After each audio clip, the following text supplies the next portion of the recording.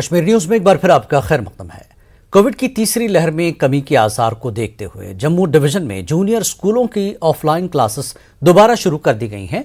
2 साल के अरसे के बाद आज जूनियर क्लासेस के तलबा ने स्कूलों का रुख किया है। पेश है रिपोर्ट।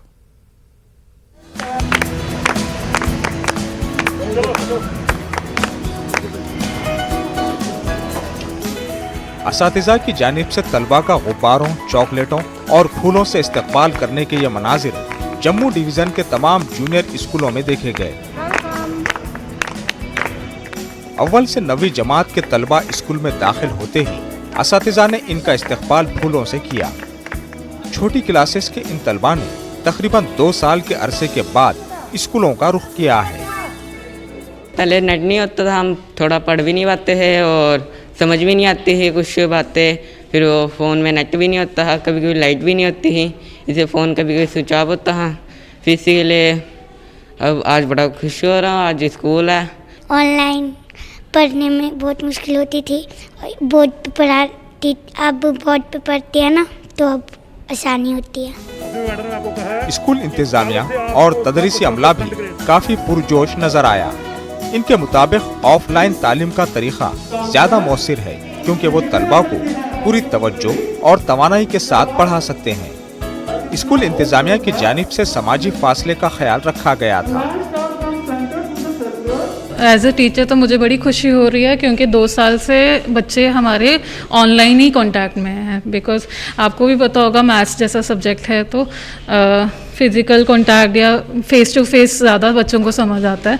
ऑनलाइन बड़ी कोशिश करते हैं, बच्चे भी कोशिश करते हैं, बट वैसा नहीं आप उनका बेस बना सकते जैसे आप फेस टू फेस कांटेक्ट में बना सकते हो। स्कूल को हमने 2 हिस्सों में बांटा हुआ है। 1st to 5th जो बच्चे हैं वो सुबह 9 से 12 बजे तक, और जो मिडिल के हैं 6th to 8th वो 12 से 3 बजे तक, और उसके बाद जो 9th 10th है वो हमारी बोर्ड की क्लास है, उसकी हमने सुबह 9 से 3 तक देखा। क्योंकि बच्चों का फ्यूचर का सवाल है, हम बच्चे अच्छी तरह उनको टीचर हैं वो 6 घंटे उनको लगातार पढ़ा रहे हैं। वालिदैन और सरपरस्तों ने भी सुकून की सांस ली। वो भी बच्चों के लिए स्कूल खुलने का इंतजार कर रहे थे।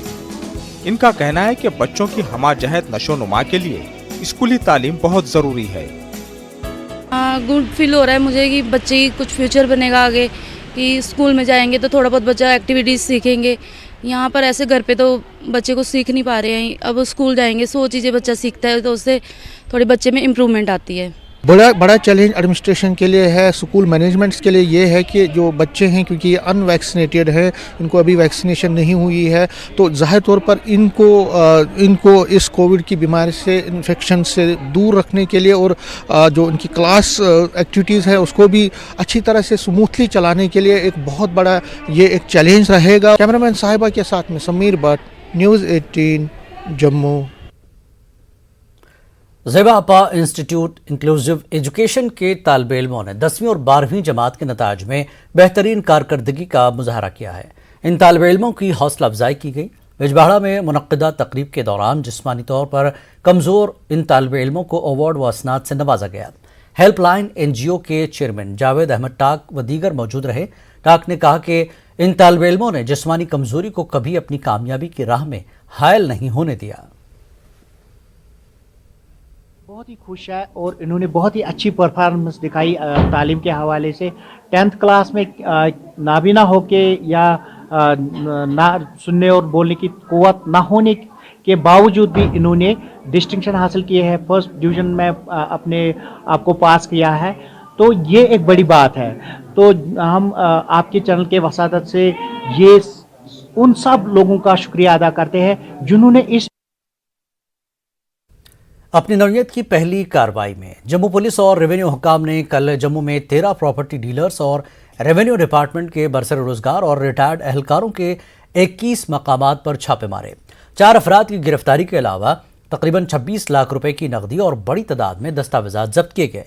बैंक लॉकर की चाबियां भी बरामद कर ली गई हैं। तहक़ीक़ाती एजेंसियां मनी लॉन्ड्रिंग, गैर महसूब असजात, इंसदाद बदनवानी एक्ट और PMLA वगैरह के पहलुओं का भी जायजा ले रही है। इस कार्रवाई को लेकर लोगों ने कार्रवाई को सराहा है। लोगों का कहना है कि कुछ बड़ी मछलियां अभी भी काम कर रही हैं जिन्हें गिरफ्तार करने की जरूरत है।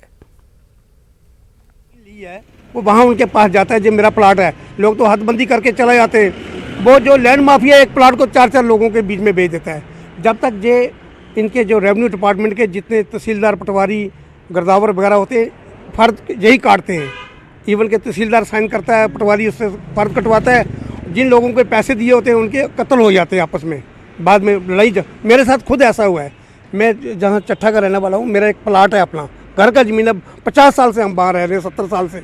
और मैं पटवारी से नकल लेने गया हूँ, आगे से 50 आपके नाम अभी ज़मीन ही नहीं है, और मेरे दादाजी के नाम ज़मीन है। वो मुझे नकल देने में इतना परेशान कर रहा है। ये लोग हैं एक एक प्लॉट को 4-4 बार बेच देते हैं।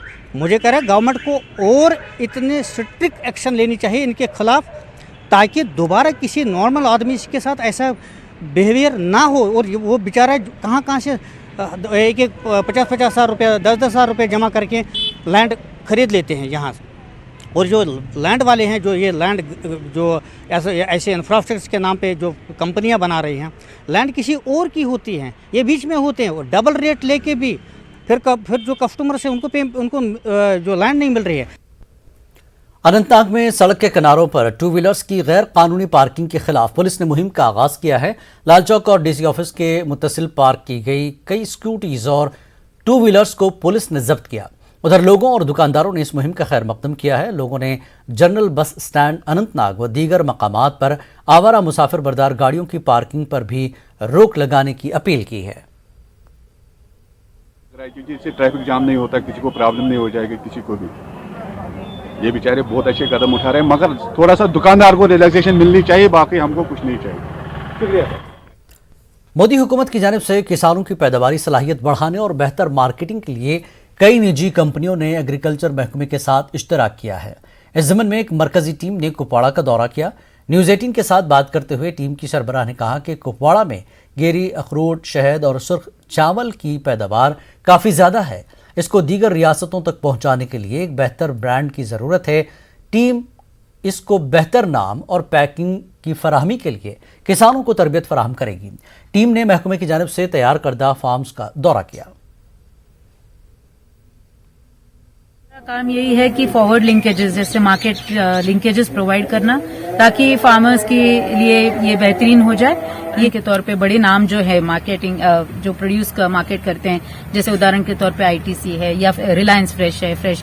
लेकिन ये जो है सब जन उतना जो लॉजिस्टिक्स का प्रॉब्लम होता है कि इतने दूर से यहाँ पे आए और यहाँ से इतने दूर से किसान भी लेकर जाए, तो ये जो है ये गैप हमें ब्रिज करनी होगी। तो इसके लिए जगह जगह पे कलेक्शन सेंटर्स या ऐसे कुछ बनते हैं ताकि किसान अपना बहुत कीमती वक्त भी जाया ना करे। हमने इंटरनेशनल ब्रांड जो है लुलु ग्रुप है या एचपीएमसी के जरिए से जो नेशनल लेवल के हमारे कुछ बायर्स है उनके साथ पैचअप किया है। तो हमारे प्रोड्यूस में अक्सर ये जो है पैकेजिंग की या फिर ब्रांडिंग की दिक्कत आ जाती है। उसमें जो हमारा ये पार्क का ग्रुप है, they are giving us consultancy. Honey है या गुच्छी है या बाकी प्रोड्यूस जो हमारा वेजिटेबल का यहाँ निकलता है, उसके फार्मर जो है मेन बड़े बड़े फार्मर है, उनकी इंटरेक्शन इस पार्क ग्रुप के जो हमारे टेरिटरी हेड है इनके साथ करा ली। हमारी जो फार्मर्स हैं इनकी आमदन जो है दुगनी के बजाय चुगनी हो जाए, वो कैश क्रॉप से हो जाएगी, वो अपने वैल्यू एडिशन की वजह से हो जाएगी। कैसे अपने प्रोडक्ट्स की जो है वैल्यू एडिशन करेंगे, पैकिंग कैसे करेंगे, वैक्यूम पैकिंग कैसे करेंगे, जाके उसकी फ्रेशनेस जो है वो फ्रेशनेस बरकरार रहे और वो मार्केट में जो है अट्रैक्टिव बन जाए।